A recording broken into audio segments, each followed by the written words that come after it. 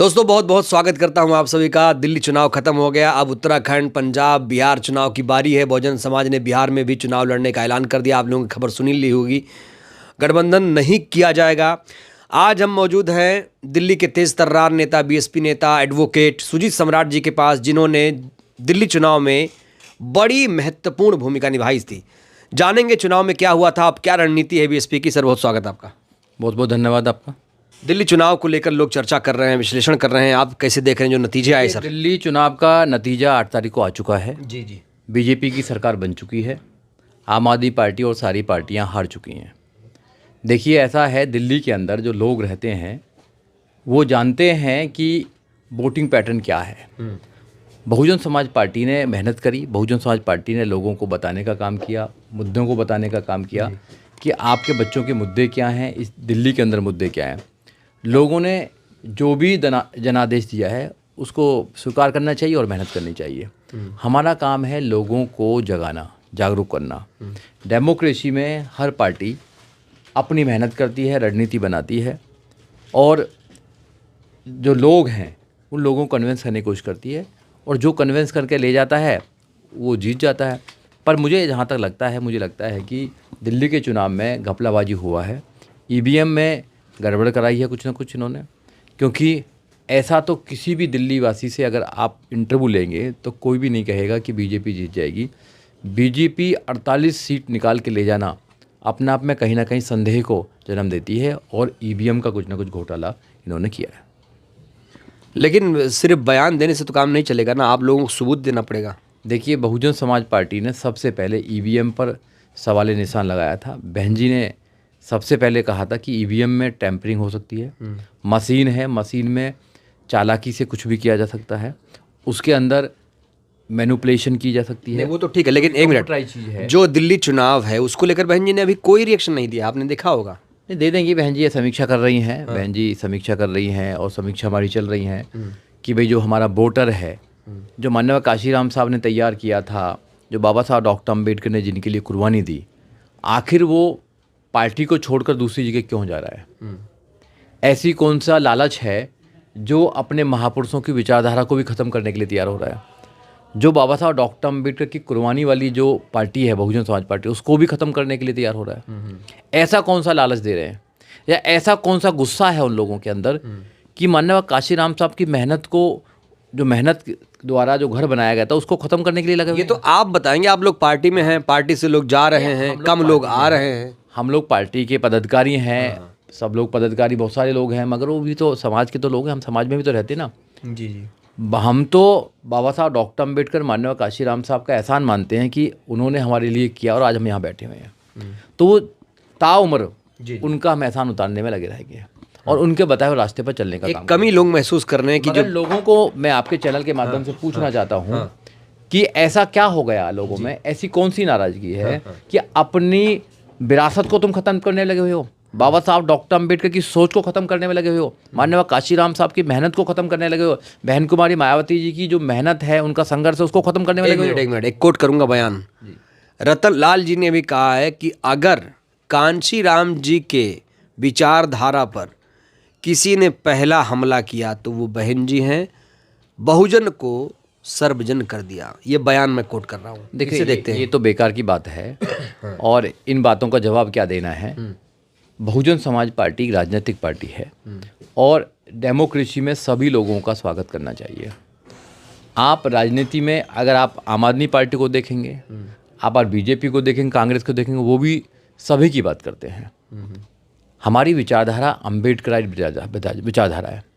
हम अपने महापुरुषों की विचारधारा को देश में ले जाना चाहते हैं। हम संविधान की बात करते हैं, हम न्याय की बात करते हैं, हम समता की बात करते हैं, हम स्वतंत्रता की बात करते हैं, हम भाईचारे की बात करते हैं, विज्ञान की बात करते हैं और हम संविधान की बात करते हैं। नहीं, आप सब करते हैं, लेकिन जो प्रदर्शन है वो दिख क्यों नहीं रहा है? माननीय काशीराम साहब की विचारधारा सेम टू सेम विचारधारा है। मैं तो आपके चैनल के माध्यम से उन बुद्धिजीवी लोगों को ये पूछना चाहता हूँ कि भाई आप नाराज क्यों हैं? बाबा साहब डॉक्टर अम्बेडकर की विचारधारा से नाराज क्यों हैं आप माननीय काशीराम साहब की मेहनत से नाराज क्यों हैं आप नाराज होके अपने दुश्मनों को ताकतवर बनाना जरूरी है? कह रहे हैं कि बहन जी अब एक्टिव नहीं है इसलिए नाराज है। तो अपने घर में नाराज भी हो जाओ तो अपने घर में रहो ना।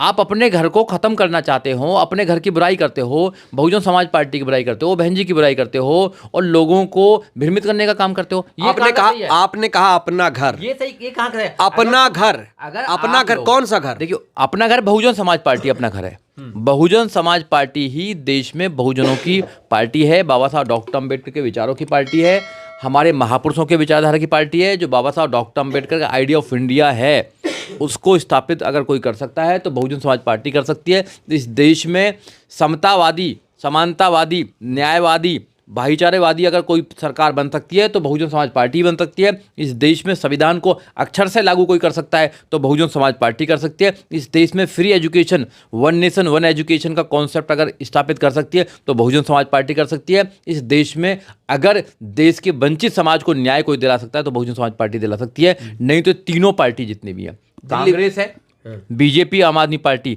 ये तीनों आपस में मिली हुई है। इनके नेता एक दूसरे की पार्टी कह रहे हैं दिल्ली में बूथ कमेटी का गठन नहीं किया गया, जो अपने लोग थे उन्होंने वोट नहीं डाला। देखिए, वही तो मैं कह रहा हूँ ना, अपने लोग क्यों वोट नहीं डाल रहे हैं।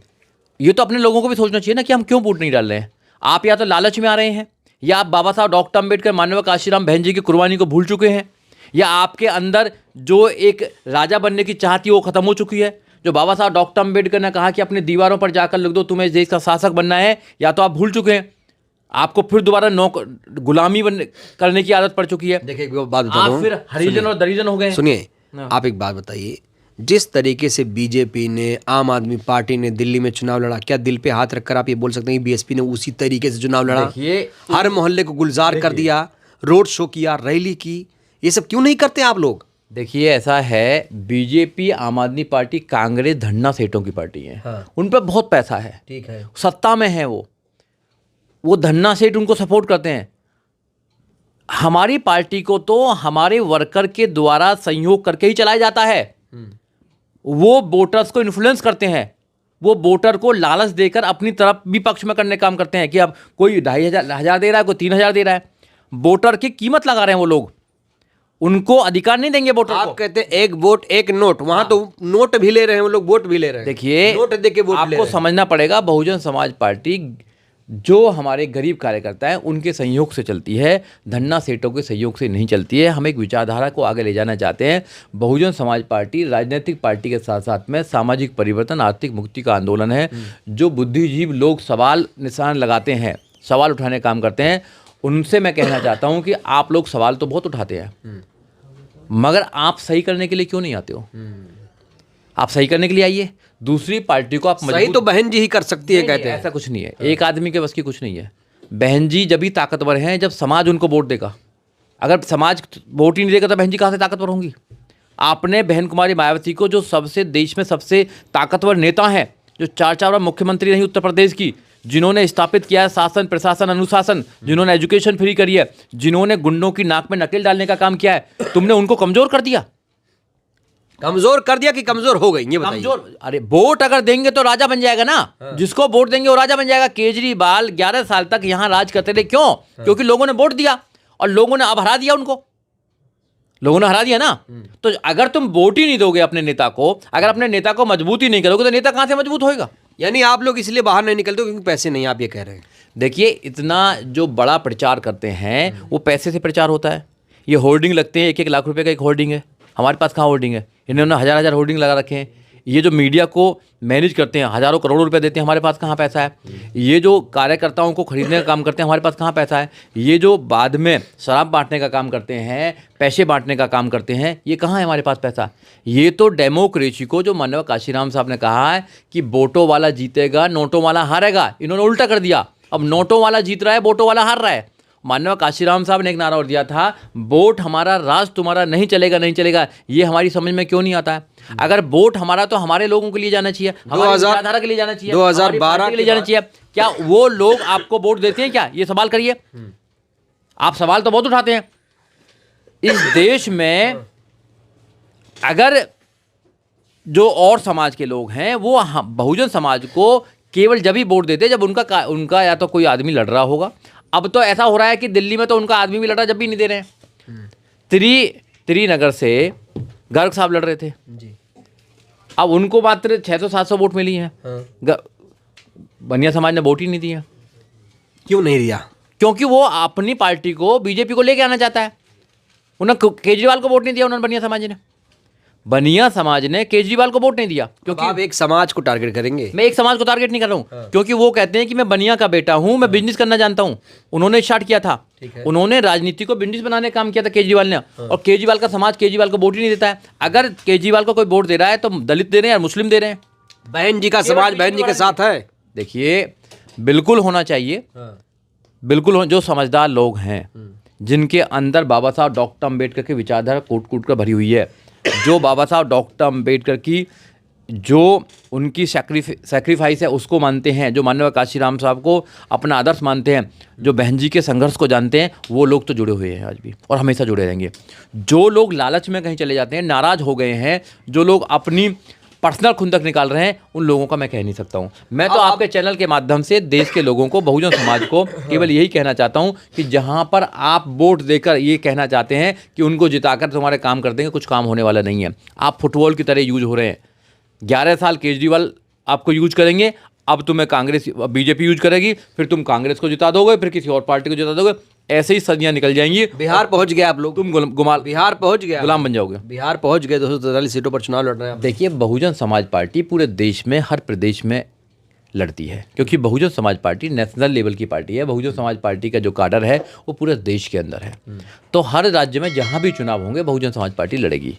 हमने आपको पहले ही बताया, बहुजन समाज पार्टी राजनीतिक पार्टी के साथ साथ सामाजिक परिवर्तन, आर्थिक मुक्ति का आंदोलन है। सामाजिक परिवर्तन क्या है? सामाजिक परिवर्तन ये आज भी देश के अंदर मोदी जी 2014 से हैं और अलग अलग राज्यों में अलग अलग लोगों की सरकारें हैं। आज भी दलितों को बारात नहीं चढ़ने दी जाती घोड़ी पर, आज भी मूछें रखाने पर कत्ल कर दिया जाता है, आज भी मटका छूने पर कत्ल कर दिया जाता है बच्चों का, आज भी शोषण है जाति के नाम पर। जब तक ये जाति के नाम पर शोषण खत्म नहीं होगा, जब तक बहुजन समाज पार्टी संघर्ष करती रहेगी। बहुजन समाज पार्टी के लोग संघर्ष करते रहेंगे, अम्बेडकरवादी लोग संघर्ष करते रहेंगे, विज्ञानवादी लोग संघर्ष करते रहेंगे, और ये पाखंडवाद जो बढ़ रहा है, पाखंडवाद को खत्म करते रहेंगे। ये हमारा काम है। बिहार से क्या उम्मीद कर रहे हो आप लोग? देखिए, बिहार में अच्छा होगा, बिल्कुल बिल्कुल अच्छा होगा। बिहार के लोग समझेंगे। क्या ऐसा नहीं होगा कि 243 के बजाय आप लोग 40 पे लड़ो, गठबंधन करके 10 सीट ले आओ? देखो, पार्टी, ये तो पार्टी डिसाइड करती है, ये तो पार्टी डिसाइड करती है। कांग्रेस क्यों नहीं करती है ऐसी? कांग्रेस की हालत ख़राब हो गई है। कांग्रेस तो 15 साल रही भी है शीला दीक्षित के राज्य में, तो कांग्रेस तो सबकी जमानत जब्त हो गई है। वो क्यों नहीं करा? 5 सीटों में लड़ना चाहिए था उसको भी। तो अब यहाँ पर जो केजरीवाल सबको फ्री की बांट रहे थे, वो खुद हार गए, मनीष सिसोदिया हार गए हैं, सारे लोग हार गए। तो उनसे बस आप पूछो कैसे हार गए। तो ये देखो, चुनाव जिनकी राजनीतिक पार्टी है वो चुनाव लड़ेंगे अपने तरीक़ा से। जब चुनाव लड़ते हैं, और चुनाव लड़ने का एक तरीका होता है, हम रिप्रेजेंटेशन देने का काम करते हैं कि हाँ, बहुजन समाज पार्टी, हाथी का चुनाव चिन्ह, बाबा साहब डॉक्टर अम्बेडकर की विचारधारा आपके पास में। आप डिसाइड करो कि आपको बहुजन समाज पार्टी को मजबूत करना है या कमज़ोर करना है, या अपने नेता को मजबूत करना है, कमज़ोर करना है, या दुश्मनों को आपको ताकत। चूँकि आप एक वकील हैं, समझते हैं संविधान को, कानून को, एक सवाल आ रहा है कि अब जो पार्टी है उसका राष्ट्रीय पार्टी का जो दर्जा है वो भी आयोग छीन लेगा। एक समीक्षा बैठक होने जा रही है। चलो, जब होगा, जब देखा जाएगी, वो तो खैर वो तो आंकड़े के ऊपर डिपेंड करता है। वो तो समीक्षा होगी तो जब पता लगेगा, और जो भी होगा, फिर भी हमारे लोगों को बहुजन समाज पार्टी जो 40 साल में माननीय काशीराम साहब, बहन कुमारी मायावती और करोड़ों लोगों की मेहनत से एक राष्ट्रीय लेवल की पार्टी बनी है, एक उम्मीद बनी थी, उस उम्मीद को मत तोड़िए। और उस उम्मीद को अगर तुम अपने सामने तोड़ोगे और उसका मजाक उड़ाने का काम करोगे और हंसोगे, तो फिर आने वाले समय में आपके बच्चों के ऊपर भी लोग हंसने का काम करेंगे, क्योंकि वो गुलाम पैदा होंगे। आपको आर्थिक गुलाम अभी तो बिहार है, उत्तराखंड है, पंजाब, आपके पास मौका भी है। देखिए, राजनीति में जिसके सामने, जिसके पास वोट होती है, वो राजा होता है।